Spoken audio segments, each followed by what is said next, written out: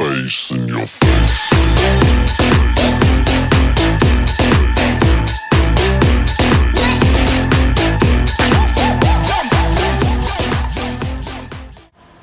Salam kembali kepada Audio Info Malaysia, kawan-kawan. Okey, topik kita kedua hari ni ialah electronic crossover. Okey, untuk part pertama itu kita dah bincang pasal preamp. Okey, hari ni kita mula kita punya part 2. Okey, ini muka bentuk electronic crossover kita. Okey, first dia sama juga seperti preamp, iaitu dia menggunakan external power untuk power up dia. Dia ada terminal macam juga preamp. Okey, selain itu kita juga nampak ini crossover jenis pertama, iaitu dia mempunyai 3 input untuk front, rear dan sub, dan juga 3 output. Sama juga. Okey, masuk 3, keluar 3. Okey, ini pula jenis kedua, iaitu dia hanya mempunyai 1 input saja, left right, tapi dia keluar 3 input. Masuk 1, keluar 3. Sama seperti preamp. Okey, ini ialah passive crossover. Okey, sebenarnya electronic crossover ni ada nama lain lagi, iaitu active crossover. Okey, yang kita nampak gambar ni ialah passive. Kita mesti kenal kan, macam ni kan, selalu nampak kan. Kita beli component set dia mesti bagi kan, ini untuk cut dia punya frekuensi. Tapi electronic crossover ni function dia sama juga dengan passive crossover, cuma kita panggil electronic crossover ataupun active crossover ni sebab dia boleh adjust. Dia boleh adjust nilai frekuensi dia tu. Tapi passive crossover yang kita duk selalu beli component set yang dapat ni, dia sudah fix. Dia tak boleh adjust. Sebab tu dia panggil passive crossover. Okey kawan-kawan, sebelum kita nak bincang berkenaan dengan function electronic crossover tu, saya nak kawan-kawan faham dulu apa itu frekuensi range, kait dengan speaker lah, setiap jenis speaker. Okey kawan-kawan, untuk kawan-kawan newbie lah.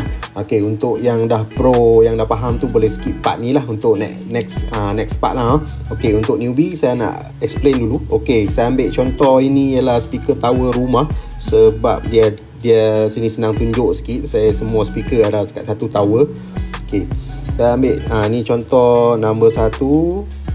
Okey, nombor 2, nombor 3. Okey, nombor 1 ialah Twitter. Twitter sini. Twitter. Okey, kedua kita ada mic. Lepas tu kita ada woofer, nombor 3. Okey, senanglah saya ambil bahagi 3 kategori ni dululah. Twitter, mic, woofer. Okey, setiap speaker, contoh Twitter, mic, woofer ni, dia respon pada frekuensi yang tertentu. Berbeza. Depa ni frekuensi dia berbeza. Sebab speaker jenis ni tak sama. Frekuensi, apa itu frekuensi? Frekuensi ialah kekerapan pergerakan permukaan speaker tu lah. Semakin tinggi frekuensi, dia bergerak semakin laju. Macam Twitter kan, dia gerak, frekuensi dia beribu hertz. Dia bergerak beribu kali tu, sampai laju kita tak nampak pergerakan tu. Tapi woofer tu, frekuensi dia rendah. Kawan-kawan nampak kan, woofer frekuensi dia rendah. Bila dia bergerak, bass berdentum tu, kita nampak pergerakan tu. Situ beza dah. Okey, frekuensi range. Okey, frekuensi range setiap speaker tak sama. Contoh Twitter ni, frekuensi range dia start daripada 2500 Hz sampailah 20,000. Ini juga frekuensi range juga bergantung pada jenama speaker lah. Ada yang dia boleh start daripada 2000, 1500, tapi saya ambil tengah-tengah lah ni. Okey, untuk mid pula, dia start lebih kurang 250 Hz sampailah 2000 ataupun lebih. Boleh sampai 3000, 4000. Saya ambil sampai 2000 dululah, bagi nampak kan. Itu woofer selalunya dia akan frekuensi range dia, respon dia ialah lebih kurang 25 Hz sampailah 80 Hz. Okey, ada yang sampai 100 Hz, 100 lebih Hz dia boleh mengikut jenama. Okey, benda ni kawan-kawan boleh tengok pada kotak semasa beli woofer, beli Twitter kan, dia akan tulis situ frekuensi respon. Situ kawan-kawan boleh nampak dia punya respon tu start berapa sampai berapa. Okey. Dia punya range ni, untuk tweeter, mid dan woofer ni, nampak tak beza? Okey, benda ni power amp kita ni. Power amp kita ni. Okey, power amp kita hantar signal lah. Frekuensi ni. Contoh kita set full range. Apa itu maksud full range yang nampak kat power amp tu? Full range ni ialah dia hantar full range frekuensi. Start, contoh dia hantar start 25 Hz sampai 20,000. Okey, full range ni. Okey, 20,000. Dia boleh cover semua ni. Full range. Dia cover semua range ni. Dia cover semua range ni. Tu yang kata full range tu. Power amp hantar. Tapi kalau kita bagi full range pada Twitter, contoh bagi dia start sini, bagi dia 25 Hz. Kita bagi dia sampai 20,000, kita bagi dia full. Tapi dia boleh terima macam ni saja. Dia respon dia boleh terima ini je. Rosak tak Twitter kita? Rosak kan? Rosak. Sama juga mid. Sama juga. Okey, apa kita buat? Ialah kita kena bahagi ni frekuensi yang dihantar ni. Okey, kita kena bahagi one by one. Kita bahagi setiap satu. Bahagi. Untuk dia Twitter kita bagi banyak ni ya. Kita bagi banyak ni ya. Untuk mid kita bagi banyak ni sahaja. Okey, untuk woofer kita bahagi banyak ni saja. Inilah kerja-kerja crossover. Dia crossover tu yang kita bagi tu. Dia ambil signal ni, dia bahagi setiap satu. Ini ikut kita set. Okey kawan-kawan, lepas kawan-kawan faham tadi tu, setiap speaker tu dia memerlukan frekuensi yang tak sama. Kita kena bahagi untuk setiap speaker kan. Sini ialah kerja crossover lah. Untuk passive crossover, dia sudah set dari kelang. Macam kawan-kawan beli komponen set kan, dia akan bagi mid satu ataupun mid bass tu, speaker tu dengan tweeter. Dia akan bagi 2 biji two way. Belah kiri dia akan bagi sebiji crossover, belah kanan sebiji crossover. Itu ialah passive crossover. Passive crossover ni kita tak boleh set kelang nilai dia. Di set oleh kelang. Okey, saya bagi contoh ni bang. Kawan-kawan tengok graf ni. Okey, kat bawah ni ialah frekuensi. Okey, frekuensi. Okey, sini. Okey, sini ialah kekuatan signal dah. Loudness dia. Senang-senang kita panggil loudness lah. Okey, frekuensi tu dia akan bahagi siap. Contoh crossover tu dia akan bahagi siap. Dia bahagi, dia ambil signal daripada power amp full range. Okey, power amp akan hantar full range. Ni kan, dia akan tak full range. Okey, dia akan tak full range. Start daripada, contoh kita ambil start dah 30 Hz lah. Dia akan bagi kat komponen set tu sampai 20,000 Hz. Dia akan buat tak full. Tapi kita nak mid bass kita terima 80 hingga 3,000 saja. Lepas tu Twitter kita pula boleh terima 3,000 sampai 20,000 sahaja. Macam mana? Itu ialah kerja crossover dari kelang. Dia akan set siap-siap. Okey, range ni untuk mid bass. Okey, range ni untuk Twitter. So frekuensi lain ni di sini dia akan potong. Sini dia akan potong dan dia bahagi untuk setiap biji tu. Itu ialah passive crossover. Okey, tadi tu kerja passive crossover. Dia punya nilai semua kelang sudah set. So electronic crossover pula ataupun active crossover ni, kawan-kawan tengok nama dia pun sudah tahu. Dia boleh adjust nilai-nilai hertz tu. Dia boleh adjust ikut kita nak. Contoh dia tulis function itu. Okey, high pass filter. Apa itu high pass filter? High pass filter ataupun HPF. Kita akan nampak nilai-nilai berapa puluh hertz kan. High pass filter ni ialah okey, kawan tengok dia tulis high pass. High pass tu bermaksud dia akan lepaskan signal yang high pada point yang set tu. Contoh dia set 80. Dia set 80 sini. Sini. Okey, high pass tu kita set 80. Okey, frekuensi yang lepas 80 saja boleh melepasi. Boleh lepas masuk speaker. Okey, sebelum 80 ni sini dia akan potong. tak kisahlah kawan set, contoh kawan set 100, sini 100, sini dia akan potong. Yang lepas ni saja high pass, lepas saja. Okey, untuk function low pass pula, low pass filter. Okey, kawan-kawan tengok low bermaksud okey, contoh kita set toggle switch tu 80Hz. Okey, low pass filter ialah dia akan lepaskan signal sebelum set point. Sebelum 80 tu low pass. Lepas tu lepas 80 signal dia akan drop. Dia akan potong. Okey, kawasan ni semua dia akan potong. Okey. Okey, sini saja dia bagi pass sini. Sini. Ni ialah low pass filter. Kawan-kawan tengok ni yang saya cerita tadi, high pass filter ni. Ni high pass. Ni high pass. Lepas tu low pass filter sini. Ni. Ni low pass filter. High pass. Okey, ni high pass. Okey, biasanya high pass filter ni dia akan ada pada input left right untuk front lah. Untuk front unit dengan rear unit. Sebab front unit ni dia ada tweeter, mid bass apa semua kan. Lepas tu yang belakang pun samalah. Ada tweeter, mid bass. Tapi yang low ni biasanya untuk subwoofer lah. Sebab dia akan bagi frekuensi pada subwoofer sahaja. Bagi subwoofer sahaja. Lepas tu yang high pass ni semua dia untuk tweeter, untuk mid apa semua tu kan. Ni in yang ni. Lepas tu contoh in front ni, out sini. Out sini kita sambung pada power amp. Okey, ini kita ada output level juga. Setiap input ni kita ada output level. Output level ni kita boleh adjust lah. Nak bagi rendah, kuat ke, contoh depan ni. Okey, depan dengan belakang ni kawan-kawan pasang rasa tak balance kan. Depan kuat sikit, kita boleh set dekat output level ni bagi rendah sikit, bagi belakang kuat sikit. Ni dah output level. Okey, ni ialah crossover lah. Okey, ni kita boleh nampak point yang kita cakap tadi. Kita boleh set ni 45Hz.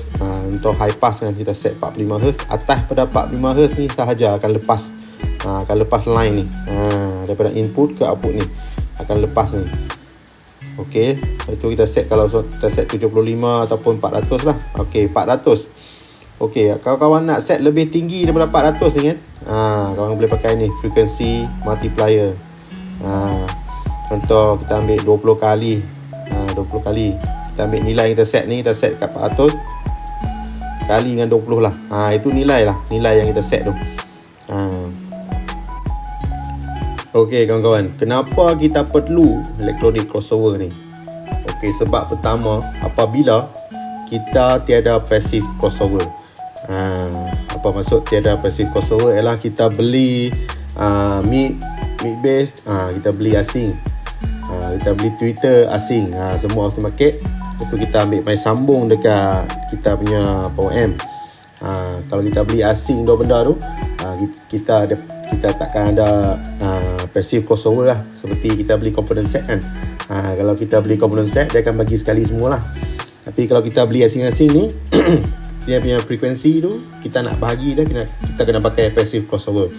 Sebenarnya crossover ni dalam head unit pada itu dalam power amp pada. Tapi kalau kita pakai electronic crossover ni, dia punya frekuensi yang kita set tu dia lebih tepat lah. Nak banding dengan power amp dengan head unit ni. Kalau kita pakai aftermarket punya electronic crossover ni ataupun active crossover ni, dia lagi tepat point tu yang kita set tu. Okey. Yang kedua ialah apabila kita perlu pembahagian frekuensi lebih tepat untuk monoblock specialnya.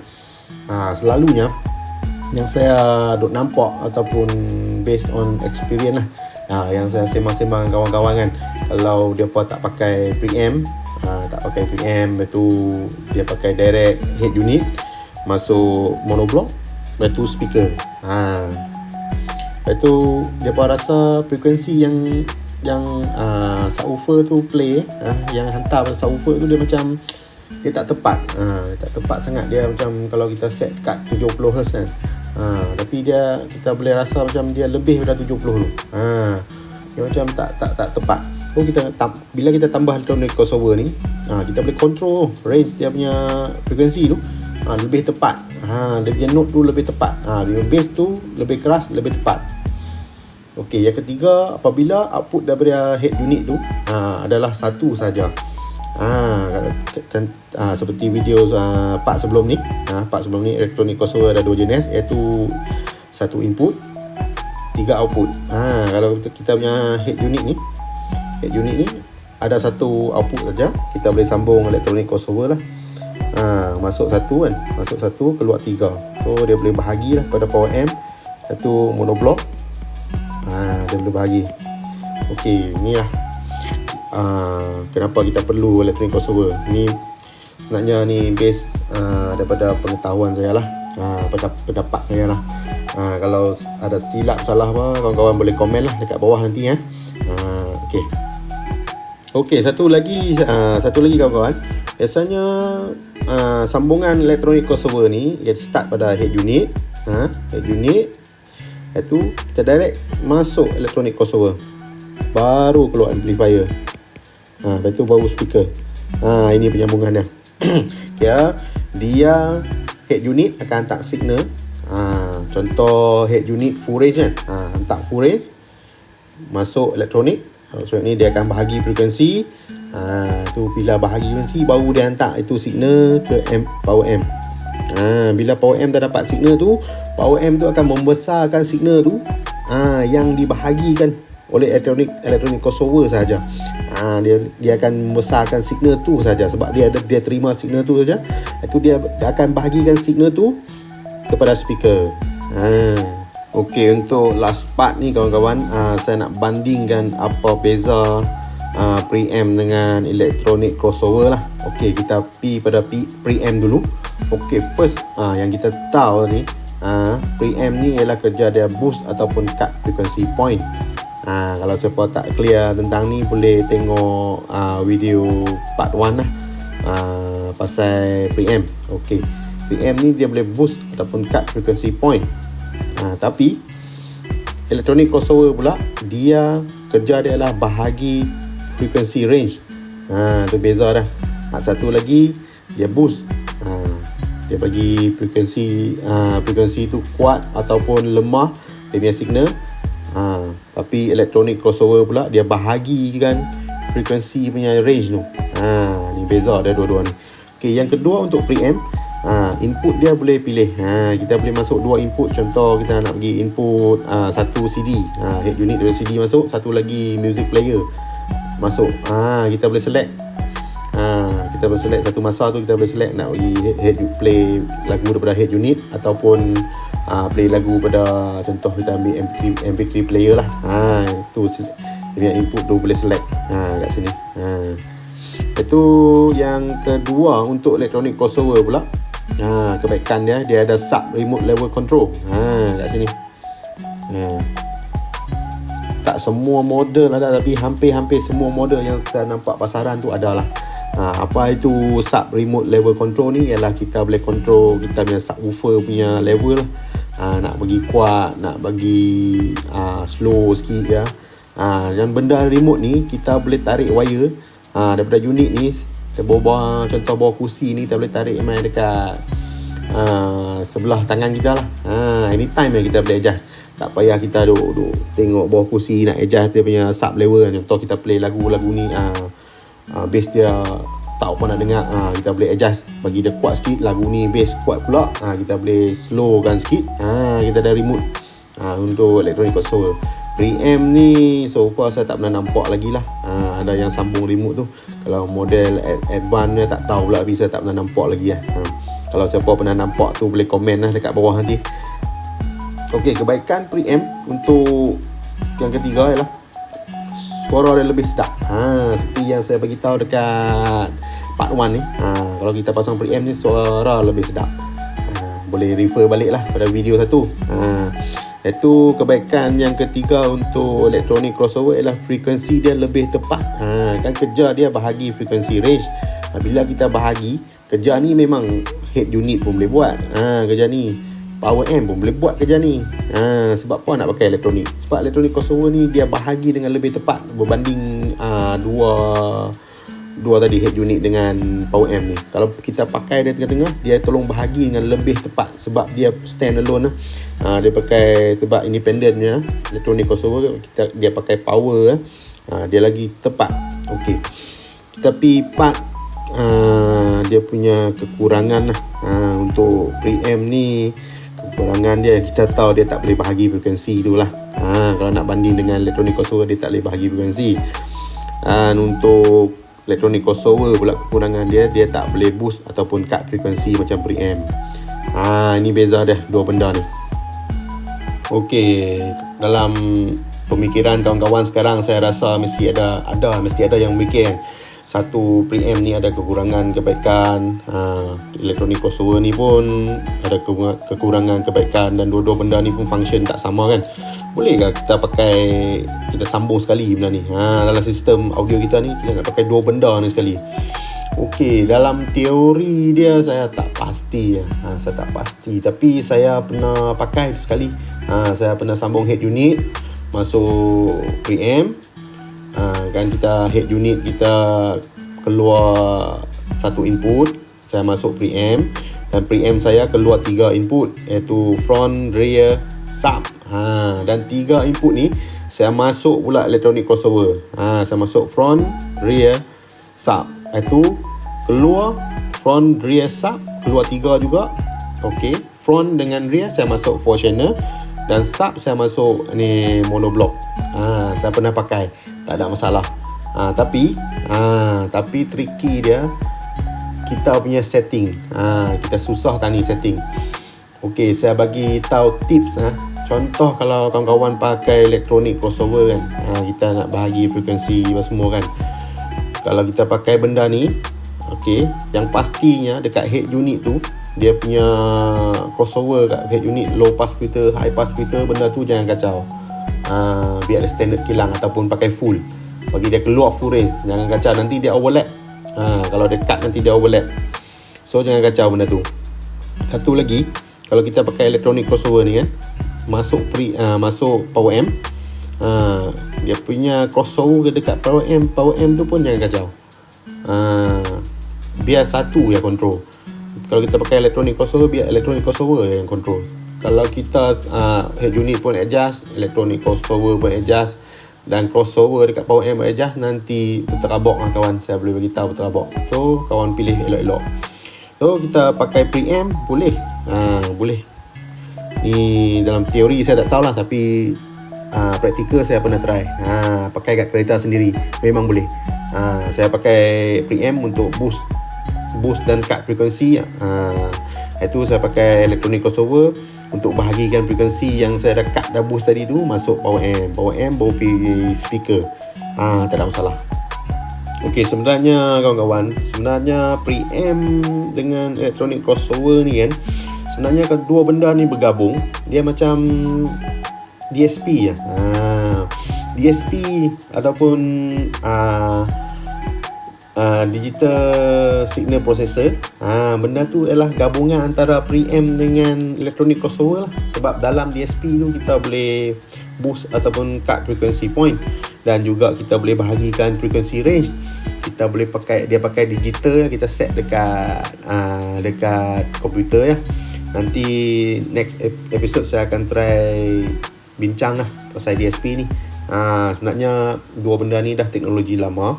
Okay, kita teknologi baru ni DSP, dia macam dua benda ni bergabung sekali. Jadi sebiji DSP tu kita nak control, dia tak pakai dah volume knob semua ni cara analog ni kan. Dia pakai control digital ya, pakai kita set pakai komputer, pakai software. Itu DSP. Okey, kita dah sampai penghujung video kawan-kawan. Videonya agak panjang sikit. Tu pun saya sudah ceritakan secara simple lah. Pun dah nak dekat setengah jam. Terima kasih kawan-kawan sebab tengok video sampai habis, dan kalau dapat manfaat daripada video saya sangat gembira lah. Kalau saya ada silap ataupun silap bagi info apa-apa, kawan boleh tegur saya di ruangan komen lah. Saya akan terima semua komen-komen, saya akan baca semua. Okey kawan-kawan, last sekali jangan lupa subscribe dan like video saya. Okey, terima kasih kawan-kawan.